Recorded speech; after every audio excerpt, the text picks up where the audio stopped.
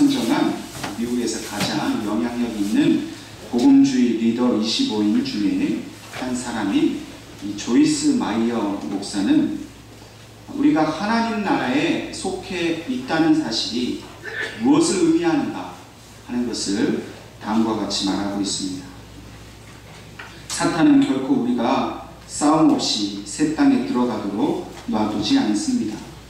그는 우리가 하나님 나라를 확장할 때마다 우리와 대적할 것입니다. 우리는 고난에서 벗어나기 위해 우리의 신앙을 사용하려는 실수를 자주 범합니다. 그러나 신앙의 목표는 단지 환난을 면하는 것이 아니라 고난과 맞서 이겨나가는 것입니다. 만약 우리가 전혀 고난을 당하지 않는다면 믿음이 무슨 소용이 있겠습니까? 당면한 문제로부터 도망하고픈 유혹은 계속되지만 주님께서는 그 고난을 견뎌내야 한다고 말씀하십니다. 감사한 것은 그 고난을 홀로 감당하지 않도록 약속하셨다는 것입니다. 하나님께서는 우리를 돕기 위해 늘 그 자리에 계십니다. 우리가 하나님 나라에 속해 있는 백성이 되었다 하는 것의 가장 중요한 핵심은 하나님이 우리를 결코 떠나지 않고 우리와 함께 하신다는 겁니다. 그리고 그 하나님께서 주시는 힘과 능력을 가지고 우리 앞에 있는 모든 문제들, 고난들, 그것들과 싸워 반드시 이기게 하신다는 사실입니다. 얼마 전 남태평양의 사이판이라는 곳에 태풍이 불어서 그곳에 관광하고 있던 우리 국민들이 공항이 폐쇄되는 바람에 비행기를 타지 못하는 그런 일이 생겼습니다. 많은 사람들이 집으로 와야 하는데 비행기를 탈 수 없으니 얼마나 힘들고 어려웠겠습니까? 그때 우리 정부가 한 일은 즉각 공공기를 띄워서 그 사이판에 묶여있는 우리 국민들을 안전하게 한국으로 데리고 왔습니다. 이 지구상에 있는 모든 국가는 자기의 국민들을 보호하는 일을 최우선의 과제로 삼고 있습니다. 어떤 경우에라도 자기 국민을 보호하는 일, 그것이 정부의 가장 우선적인 책임인 것입니다. 성경은 우리가 하나님 나라의 국민, 하나님 나라의 백성인 것을 분명히 말씀하고 있습니다. 1차적으로 우리는 하나님 나라의 백성이기 때문에 하나님 나라의 법을 따라 살아야 합니다. 그 법을 지키지 않으면 그 나라의 국민이라 말할 수 없습니다. 하나님 나라의 국민이기 때문에, 백성이기 때문에 우리는 마땅히 하나님의 법을 따라 살아야 하는 것입니다. 그리고 그렇게 하나님 나라의 법을 따라 사는 사람은 언제나 하나님의 보호하심을 받게 되어 있습니다. 우리가 하나님 나라의 백성이기에 우리에게 어떤 문제가 생기면 하나님은 우리를 보호하시고 건져내시는 일을 가장 최우선적인 일로 삼으신다고 분명히 말씀하고 있습니다. 우리가 인생 가운데에 사단의 공격을 받고 또 세상의 유혹과 시험을 받을 때에 하나님께서는 성령님을 우리에게 보내셔서 우리를 반드시 보호하시고 위로해 주십니다. 조이스 마이어 목사의 말처럼 우리가 어떤 고난이 있든지 간에 우리가 그 고난을 향해서 피하지 않고 그 고난 향해 나아갈 수 있는 일은 바로 하나님이 우리를 지키시기 때문인 것을 우리는 분명히 기억해야 할 것입니다. 오늘 우리는 우리가 신앙생활을 한다는 것, 우리가 믿음 생활을 한다는 것의 가장 중요한 기초는 우리가 하나님 나라에 속해 있다는 사실을 분명히 아는 것으로부터 시작된다는 사실을 우리는 기억해야 할 것입니다. 이 본문의 말씀인 요한계시록은 사실 좀 해석하기가 어렵고 까다로운 본문입니다. 또 이단들이 가장 즐겁게 또 해석하고 또 인용하는 말씀이 바로 이 요한계시록입니다.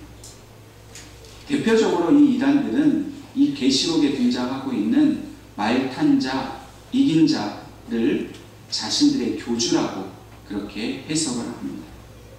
근데 이것은 가장 큰 오류이면서 가장 무서운 그런 오류입니다. 이단들은, 특별히 이 신천지와 같은 이단들은 소위 말하는 비유풀이를 합니다. 그래서 성경에 나오는 모든 이야기를 다 비유로 풀어서 그것을 해석합니다. 근데 문제는 이 비유풀이가 이 성경에 나타나 있는 본래의 하나님의 뜻을 정확하게 해석하는 방법이 아니라는 겁니다. 이 비유풀이는 자의적으로 자기들이 하고 싶은 대로 자기 마음대로 성경을 해석하는 방법입니다. 그래서 혹시 누가 성경을 아주 잘 풀어주는 데가 있다고 그런 데 가자, 그러면 가시면 안 됩니다. 이 이단들이 하는 공격 중에 하나가 뭐냐면, 너희 목사님한테 가서 이거 한번 물어봐라. 아마 설명 못할 거다. 사실 목사는요, 성경에 이게 다 설명을 할 수가 없어요. 왜? 하나님의 깊은 뜻이 들어있기 때문에 그것을 다 명쾌하게 설명한다?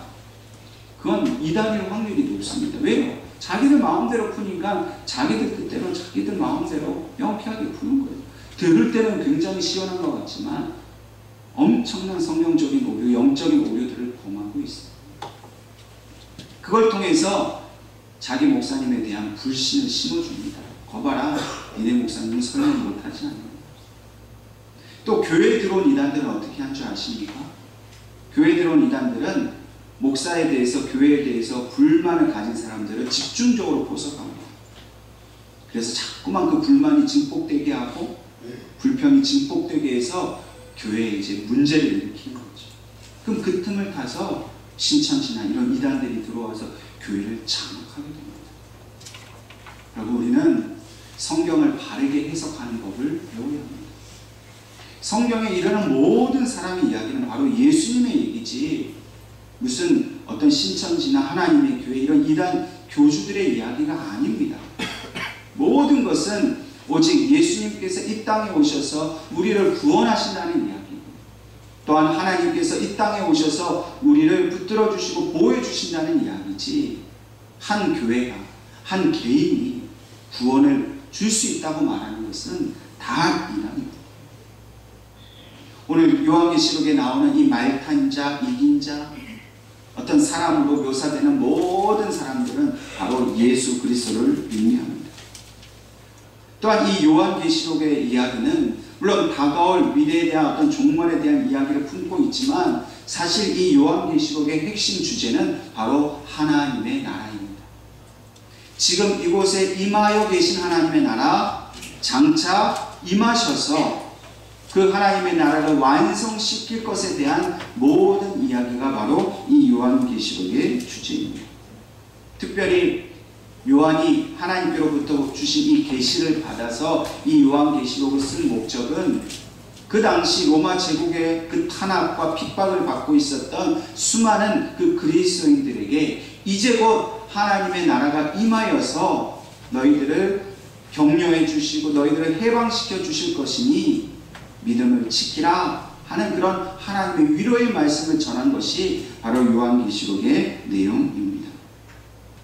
중요한 것은 성경 말씀을 통해서 볼 때에 하나님의 나라는 앞으로 임하실 뿐만 아니라 지금 이곳에 이미 임하였다라는 사실을 분명히 우리에게 말씀해 주고 있습니다.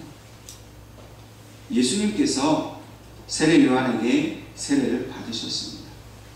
그리고 갈릴리라는 곳에 가셔서 처음으로 메시아로서, 그리스도로서 사역을 시작하셨습니다. 그때 처음 하신 말씀이 바로 마가복음 1장 15절에 이렇게 기록하고 있습니다. 이르시되 때가 찼고 하나님의 나라가 가까이 왔으니 회개하고 복음을 믿어라 하시더라. 세례 요한도 예수님이 메시아가 오실 것에 대해 처음 얘기했을 때 하나님의 나라가 가까이 왔다 말했습니다. 예수님도 동일하게 처음 그 공생의 사역을 시작하시면서 가장 먼저 말씀하신 주제가 바로 하나님의 나라였습니다. 내가 이 땅에 온 것은 바로 하나님의 나라가 가까이 왔음을 증거하는 것이다 말씀하신 겁니다. 그래서 예수님께서는 그 말씀을 하신 이후에 즉각적으로 행동하셨습니다. 예수님이 하신 행동은 무엇입니까? 병자들을 치유하신 겁니다. 죽은 자를 살리신 일입니다. 또한 예수님께 모여있는 모든 자들에게 오병이어의 기적을 통해서 그들을 배불리 먹이셨습니다. 우는 자들을 찾아가셔서 그들의 눈물을 닦아주셨습니다. 가난한 자, 죄인들의 친구가 되어주셨습니다. 예수님께서 이렇게 행동하신 이유가 있습니다.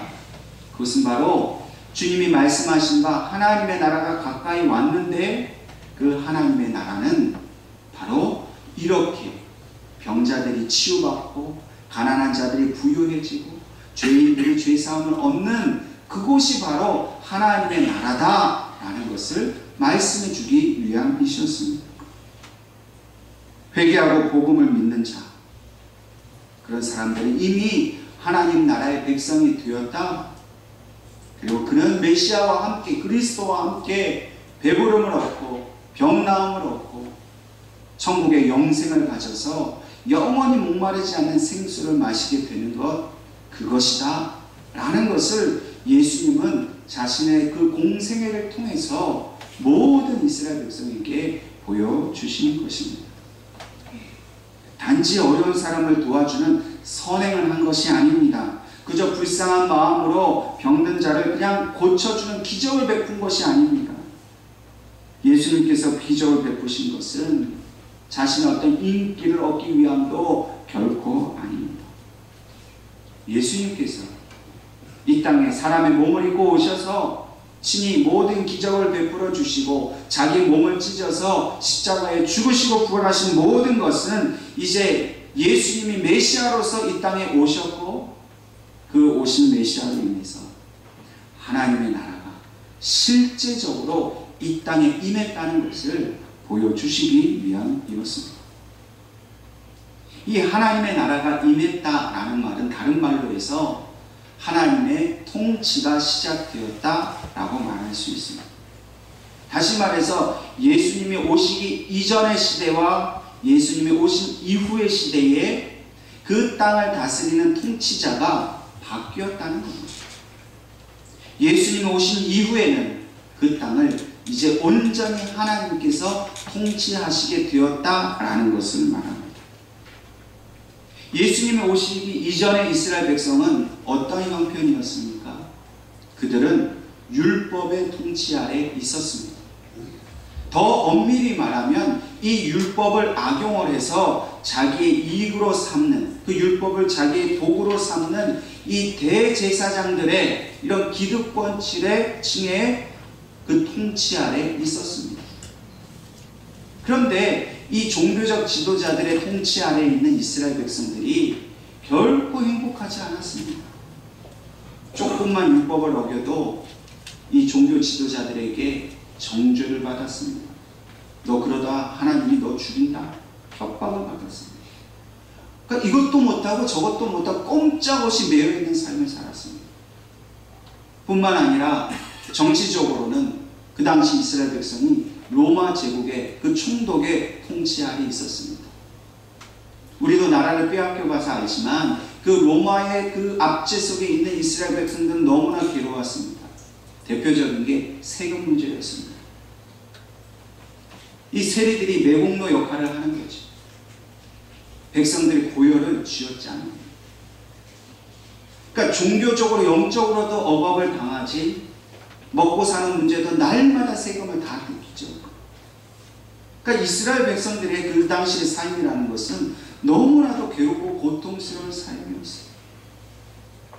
예수님이 이 땅에 오신 이유는 그러한 모든 고통 속에 살아가고 있는 이스라엘 백성들을 구원하고 해방시키기 위해서 이제는 더 이상 세상의 권세가 이 종교자 지도자들의 권세, 그 율법의 권세가 아닌 하나님의 통치 아래 너희가 이제 놓이게 되었다. 그래서 너희들은 이제는 치유받게 되었고 너희들은 자유를 얻게 되었다. 그것이 바로 하나님의 나라다. 그렇게 주님이 말씀하신 겁니다. 이제 더 이상 율법 아래서 두려워하지 말아라. 불안해하지 말아라. 공포스러워하지 말아라. 너희를 자유케 하시는 바로 하나님이시다 라는 것을 선포하신 것이 바로 예수님 사건이었습니다. 오늘 우리에게 주신 이 본문의 말씀은 지금 이렇게 시험과 환난을 겪고 있는 성도들에게 예수 그리스도를 통해서 임하신 하나님의 나라가 장차 예수님께서 다시 오실 때에 그 나라가 완성될 수 있다, 완성되어진다라는 것을 우리에게 말씀하시는 그런 본문의 말씀입니다. 본문 15절에 이렇게 시작합니다. 일곱째 천사가 나팔을 불었다라고 기록합니다. 요한이 요한계시록을 지은 요한은 밤모섬에 유배가 되어 있었습니다. 근데 그때 하나님께서 이 요한에게 계시로 임하셔서 여러 가지 환상을 보여주셨습니다. 그 수많은 환상 가운데에 그가 이 천사의 나팔을 부는 이 환상을 보게 되는데, 요한계시록 8장 1절에 보면 7 나팔을 가진 7 천사가 나팔 불기를 준비하더라 라고 말씀합니다. 그러니까 이 나팔을 부는 천사가 처음 등장하는 곳이 바로 계시록 8장입니다. 그래서 이 첫 번째 천사가 나팔을 불 때 어떤 환상이 보여집니다. 두 번째, 세 번째, 네 번째, 6번째 천사가 나팔을 불 때마다 어떤 일들이 일어납니다. 그리고 마지막 이제 이 7번째 천사가 나팔을 부는 상황입니다. 그런데 오늘 이 11장 이전에 계시록 10장 7절에 보면 이 7번째 나팔을 부는 천사가 먼저 등장을 합니다. 계시록 10장 7절을 제가 읽습니다. 7째 천사가 소리내는 날 그의 나팔을 불려고 할 때에 하나님이 그의 종 선지자들에게 전하신 복음과 같이 하나님의 그 비밀이 이루어지리라 하더라. 다시 말해서 오늘 이 11장에 나타난 천사가 나팔을 부는 장면 이전에 10장에서 이 7번째 천사가 나팔을 불 때 하나님이 하늘의 비밀이 이루어질 것이다 라고 얘기하셨습니다. 사람들은 궁금했습니다. 뭐가 하나님의 비밀일까? 물론 이단들은 이제 막 해석을 하죠. 이걸 비유로 풀어서 얘기를 하죠. 이 비밀은 우리 교주가 예수님처럼 구원한다, 이런 비밀이다. 이게 이제 자기들 마음대로 해석합니다. 복자는 이 종말의 때가 언제다. 이제 시한부 종말론자들은 2020년이다. 이렇게 이제 얘기하는 거. 이게 다 이제 이단들이 잘못 해석합니다. 이 비밀이 뭘까요? 모릅니다. 알 수 없습니다. 근데 오늘 본문 저와 여러분이 읽은 12장 15절에 그 비밀의 내용이 무엇인지를 밝혀주고 계시다는 거예요. 하늘에서 큰 음성이 일어났습니다. 아마도 천사들이 그렇게 소리를 내는 것 같습니다. 근데 그 소리가 어떻게 외칩니까? 세상 나라가 우리 주와 그의 그리스도의 나라가 되어 그가 세세토록 왕노릇 하시리로다. 7번째 천사가 나팔을 불면서 하나님께 잠깐 있어봐라. 내가 하늘의 비밀을 내가 감추어 놓았다. 그 감추어 놓으신 하늘의 비밀이 뭐냐? 이제 이 세상 나라가 멸망하게 되고 이 세상 위에는 하나님의 나라가 영영토록 세워지는 것이다 라고 밝히고 있습니다. 하나님의 비밀, 그것은 더 이상 이 세상의 권세가 세상을 지배하는 것이 아니라 왕이신 하나님, 왕이신 그리스도가 이 땅을 영원히 지배한다는 것입니다. 특별히 여기서 이 세상 나라들이라고 복수로 쓰지 않고 이 세상 나라라고 단수로 쓰고 있습니다. 사실 이 땅에는 나라들이 많이 있지 않습니까? 그런데 성경은 뭘 얘기하냐면 이 나라들은 하나의 나라와 같다는 거예요. 하나님을 대적하는 사탄의 나라라는 겁니다. 세상의 나라. 그러니까 하나님과 도저히 함께 할 수 없는 그런 어둠의 나라, 죄악의 나라가 바로 이 세상의 나라입니다. 그 나라가 바로 하나님께 멸망되고 하나님께 복종되어지고, 그래서 이제는 하나님의 나라, 하나님의 통치만이 이 땅에 임하게 된다는 것을 말씀하시는 겁니다. 이 세상에 자기 나라 힘이 있다고 자랑하는 그런 나라들이 얼마나 많습니까? 지금도 보세요. 우리 대한민국을 주변으로 해서 세계 강국들이 어떻게 하면 자기 나라에 더 큰 힘을 자랑하려고 뭐 무역전쟁에 군비전쟁에 막 자랑을 하지 않습니까? 물론 그 나라에 대해 뭐 하나님 직접적으로 심판하신다 이런 의미는 아니지만 그 모든 나라들의 중심에 있는 건 뭡니까? 하나님의 대접. 자기 힘을 떠오르죠. 그런데 하나님께서는 이러한 나라들 가운데 역사하는 악한 영들의 세력, 그 권세들, 사단의 권세를 다 무너뜨리신다는 겁니다. 그들을 심판하고 그들이 멸해진 다음에 이곳에 하나님의 나라를 온전히 세우시겠다는 겁니다.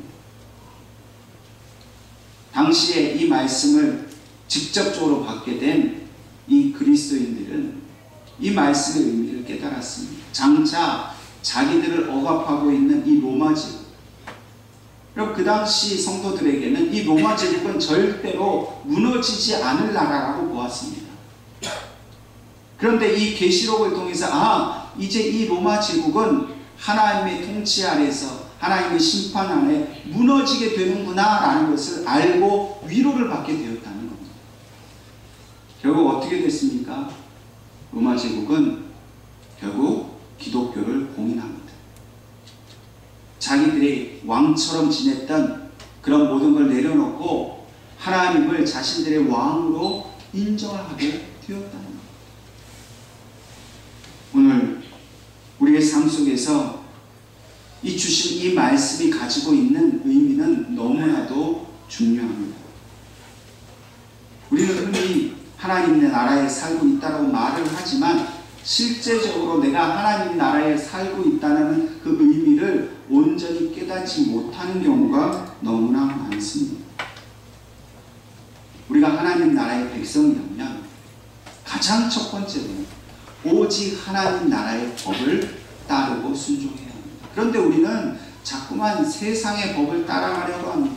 돈이 많아야 돼, 힘이 있어야 돼, 많이 배워야 돼, 지식이 있고 능력이 있어야 성공할 수 있어. 그럼 성경은 하나님의 나라는 그런 세상적 성공의 법을 말하고 있지 않습니다. 우리 믿는 자들, 하나님의 백성의 성공적인 삶은 하나님의 권세 아래 살아가는 것입니다. 하나님의 말씀에 순종하는 것이 성공적인 삶입니다. 이 땅 위에서 잘 되는 것은 그 결과로, 우리가 하나님의 뜻에 순종한 결과로 주시는 하나님의 은혜의 선물이지, 이 땅에서 잘 사는 것 자체가 하나님 나라의 백성의 삶의 목적은 아니랍니다. 그러니까 우리는 자꾸만 이걸 혼돈합니다. 예수 잘 믿고 기도 많이 하면 세상에서 다 잘 된다. 천만의 말씀입니다. 예수 안 믿는 사람이 우리보다 더 잘 먹고 더 잘 사는 경우도 너무나 많습니다. 예수 믿는데도 힘들게 어렵게 사는 사람도 찾을 수 있습니다. 그건 우리 삶의 목적이 아니에요. 우리의 삶의 목적은 하나님의 통치 가운데 사는 겁니다. 근데 역설적으로요, 그렇게 하나님의 통치 가운데 살아가면 이 세상에 자랑하는 것, 성공했다고 뻐기는 것, 능력 있다고 자랑하는 것들을 다 무너뜨리고 하나님이 주시는 그 모든 성공적인 삶을 우리로 살아갈 수 있게 하신다는 겁니다. 원수의 공격으로 인해서 시험과 고난이 닥쳐올 때에 하나님은 반드시 우리를 보호하십니다. 왜냐하면 우리가 하나님의 자녀요 백성이기 때문입니다. 근데 우리가 이 믿음이 없다는 거예요. 하나님의 백성으로 산다면서도 여전히 세상의 방식으로만 살아가려고 한다는 겁니다.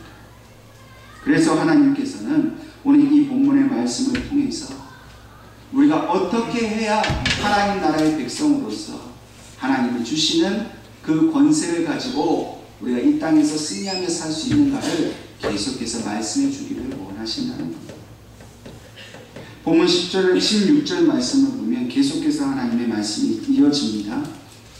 여기에 어떤 사람들이 등장합니다. 하나님 앞에서 자기 보좌에 앉아있던 24장로가 엎드려 얼굴을 땅에 대고 하나님께 경배하여 라고 말씀하고 있습니다. 이 24 장로들이 구체적으로 어떤 사람인가 라는 것을 알기는 어렵습니다. 그런데 이 24 장로가 성경에 처음 등장하는 곳이 바로 계시록 4장 4절 말씀입니다. 제가 읽겠습니다. 또 보좌에 둘려 24 보좌들이 있고 그 보좌들 위에 24 장로들이 흰 옷을 입고 머리에 금관을 쓰고 앉았다. 얼마나 영광스러운 모습입니까? 하나님의 보좌 가운데 계시고 그 양 좌편으로 보좌 24개에 흰 옷을 입고 금면류관을 쓴 사람들이 앉아있다. 보기만 해도 상상만 해도 영광스럽고 아름다운 모습입니다. 물론 이 여러 학자들이 이 24 장로들의 정체를 설명하려고 했었습니다. 그런데 너무나 다양한 의견들이 있습니다. 어떤 사람들은 이 24 장로를 그냥 천사들이다 그렇게 또 말하고, 또 어떤 학자는 이 유다의 이 이스라엘의 12지파의 각 족장들과 예수님의 12제자들이다. 그래서 도합 24명이다. 이렇게 설명하기도 합니다. 그러나 그 어떤 것도 그 성경의 확실한 근거를 찾을 수는 없습니다. 다만 그들은 흰 옷을 입고 머리에 금관을 쓰고 있다는 겁니다. 아마도 이들은 이 땅 위에서 이 세상에서 살면서 믿음을 지키고 하나님의 뜻대로 살다가 하나님께로 올라간 그런 신실한 믿음의 사람들이 아니겠는가 그렇게 생각되어집니다. 다시 말해서 그 24 장로의 모습은 오늘 우리가 천국에 갔을 때 그렇게 변화될 수 있는 그런 모습일 수도 있다는 것입니다. 그러한 믿음을 지킨 하나님의 거룩한 백성 이 24 장로가 그들이 지금 하나님을 노래하고 찬양하고 있습니다. 근데 무엇을 찬양하고 무엇을 노래하고 있는가 보니까 바로 감사의 찬양을 드리고 있다는 겁니다. 여러분, 우리는 이 감사의 절기를 맞이해서 하나님 앞에 감사의 기도 제목들을 생각해 보아야 할 때가 왔습니다. 근데 이 감사가 그냥 돈 잘 벌었고 건강하고 자녀들도 잘 커주고 이런 정도의 감사에만 머물러 있다면 오늘 우리는 그 감사를 다시 한번 생각해 보아야 합니다. 여러분, 그냥 잘 돼서 감사하고 그럼 잘못되지 않은 것은 감사할 수가 없습니까? 그럼 우리가 하나님이 우리에게 이 땅에 살라 하시는 것은 육신을 위해서 잘 먹고 잘 살라고 우리를 이 땅에 보내신 게 아닙니다. 오늘 이 24 장로들의 그 감사의 내용을 한번 보십시다. 옛적에도 계셨고 지금도 계신 주 하나님 곧 전능하신 이여 친히 큰 권능을 잡으시고 왕 노릇하시도다. 24 장로가 하나님 보좌에 서서 그들이 땅에 엎드려 하는 찬양의 감사의 내용은 바로 하나님이 우리의 왕이신 것이 감사하다는 거예요. 우리가 세상 나라에 속해 있지 않고 사단의 권세 아래 있지 않고 예수 그리스도의 피로 말미암아 우리 죄를 씻으셔서 우리에게 영생을 주심으로 이제는 하나님 나라의 백성이 된 것, 그것이 감사하다고 찬양하고 있는 거예요. 오늘 하나님께서는 우리가 이러한 감사를 드리기를 원하십니다. 우리가 이러한 찬양을 드리기를 원하십니다. 물론 우리에게 잘 먹고 잘 살 수 있도록 육신을 위해 모든 필요를 채워주시고 분명히 감사한 일입니다. 그러나 그 감사보다도 더 큰 감사는 주님이 나를 위해서 죽어주셨고 그래서 내가 그 주님을 믿음으로 이 땅 위에서 그저 눈물과 한숨의 삶을 사는 것이 아니라 하나님의 나라가 임하고 하나님의 통치가 임해서 이제는 그 통치 가운데에 악한 자들을 심판하고 우리의 시험을 물리치고 우리의 죄를 사하며 하나님의 자녀답게 그렇게 능력 있게 살아갈 수 있게 하신 것, 그것을 감사하는 마음을 하나님이 원하고 계시다는 겁니다. 오늘 저와 여러분이 이 24 장로들이 감사한 것처럼 옛적이나 지금이나 변함없이 우리를 사랑하시는 하나님을 찬양하며 감사할 수 있기를 바랍니다. 우리의 왕이 되어 주셔서 왕 되신 하나님과 동행하는 삶, 그 안에서 우리가 온전한 하늘의 평강과 위로를 받는 삶을 살게 된 것을 하나님 앞에 감사할 수 있기를 바랍니다. 또한 18절 말씀을 통해서 이 24장로가 감사하는 내용은 또 이와 같습니다. 그것은 바로 분노하는 이방의 악한 자들을 심판하시며 또 주의 종된 선지자들과 성도들과 주의 이름을 경외하는 모든 자들에게 상을 주셨다. 그 사실로 인해 하나님을 찬양하고 감사하고 있습니다. 오늘 우리는 이 땅 위에서 수많은 시련과 고난을 겪습니다. 믿음이 없어서가 아닙니다. 이 땅에 속해 있는 그 권세 잡은 자들이 하늘나라에 속해 있는 우리를 괴롭히기 위해서 그렇게 시련을 주는 겁니다. 그런데 우리는 이 모든 것을 견디고 이길 수 있습니다. 왜냐하면 이 땅의 진정한 주인이시고 왕이신 하나님께서 마침내 우리의 모든 원수들을 쫓아내시고 우리들에게 참된 자유와 해방을 주실 것이기 때문입니다. 이미 하나님 나라가 임한 것을 우리가 믿는다면 우리에게는 이미 이 모든 것을 쫓아낼 능력이 우리에게 있음을 우리는 알아야 합니다.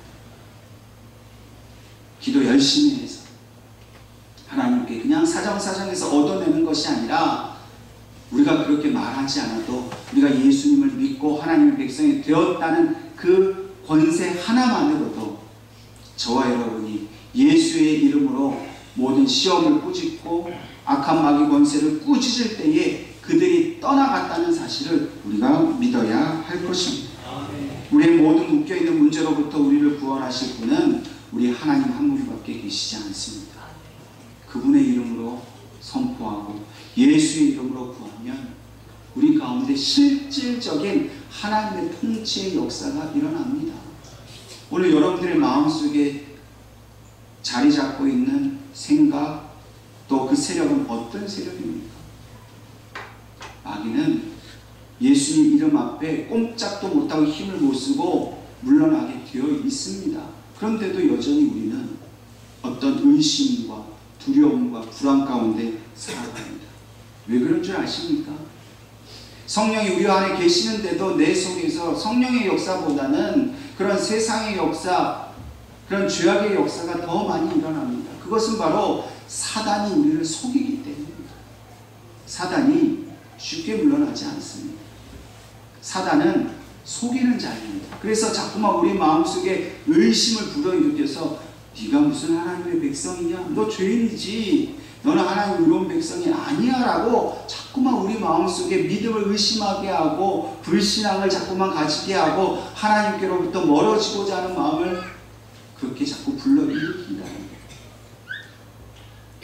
여러분, 그 원수는요, 우리가 온전한 믿음을 가지고 주님 바라보면서 예수 이름으로 선포만 하면 쫓겨가게 되어 있어요. 문제는 우리가 쫓아내지 않는다는 거예요. 왜요? 내가 하나님 나라의 백성으로 자녀인 것에 대한 믿음이 약해졌기 때문에 그걸 깨닫지 못합니다. 여러분, 지금이라도, 오늘 밤이라도 여러분 집에 가셔서 기도하십시오. 내가 어떤 행위로 내가 하나님 백성 된 거 아닙니다. 내가 기도 많이 해서 성경 많이 읽어서 내가 어떤 고매한 인격을 가지고 있기 때문에 내가 하나님 백성 된 게 아니라 나는 여전히 죄인입니다. 씻을 수 없는 죄인입니다. 그런데 예수님이 나를 깨끗게 해주셨습니다. 그래서 내가 하나님 백성 된 거예요. 내 힘으로는 아무것도 못 쫓아냅니다. 내 노력으로는 못 쫓아내요. 근데 예수의 이름으로 쫓아낼 수 있습니다. 그것이 하나님 백성 된 자에게 주신 하나님의 권세예요. 오늘 밤부터 그렇게 기도하십시오. 내일 새벽에도 그렇게 기도하세요. 절대 물러나지 마십시오. 우리는 이 세상에 속한 자가 아닙니다. 하나님의 통치 아래 있습니다. 하나님의 권세가 우리와 함께합니다. 믿음으로 사단을 대적하고 고난을 대적하십시오. 문제를 대적하십시오. 그래서 하나님이 주시는 자유와 기쁨과 해방을 누리며 사는 것이 바로 하나님의 뜻입니다. 제가 이렇게 말씀드려도 무슨 그런 마음 드십니까? 19절 말씀을 보면 요한이 하나님이 주시는 환상을 또 보았습니다. 하늘에 있는 하나님의 성전이 문이 열리고 그 가운데 하나님의 언약궤가 보여졌습니다. 왜 하나님이 그 언약궤를 보여주셨을까요? 믿음 약한 성도들에게 하나님의 약속은 반드시 성취된다는 것을 보여주시려고 이 언약궤를 보여주셨어요. 여러분 믿어지지 않으십니까? 예수 이름으로 선포해도 악이 떠나가고 질병이 치유받고 가난 문제 해결되고 자녀들의 문제 해결될 것을 믿지 못하십니까? 그렇다면 이 약속의 말씀을 붙들고 오늘 여러분들의 믿음의 눈을 여셔서 언약궤를 보여주시고 주님의 십자가를 보여주시는 그 은혜를 경험할 수 있기를 바랍니다. 하나님 우리를 붙들어 주십니다. 믿음을 붙들어 주십니다. 그리고 마침내 승리하게 하십니다. 우리 예언교회는 하나님 나라의 백성이 된 교회인 줄로 믿습니다. 오늘 여러분과 저는 하나님 나라의 그 변할 수 없는 백성입니다. 마귀가 건드릴 수 없는 하나님의 백성입니다. 믿음을 가지십시다. 예수 이름으로 선포하십시다. 그리고 주님이 그 십자가를 깨치시고 죽음을 이기시고 부활하여 승리하신 것처럼 저와 여러분도 믿음으로 날마다 승리하는 삶을 살아갈 수 있기를 주님의 이름으로 축원합니다. 기도하겠습니다.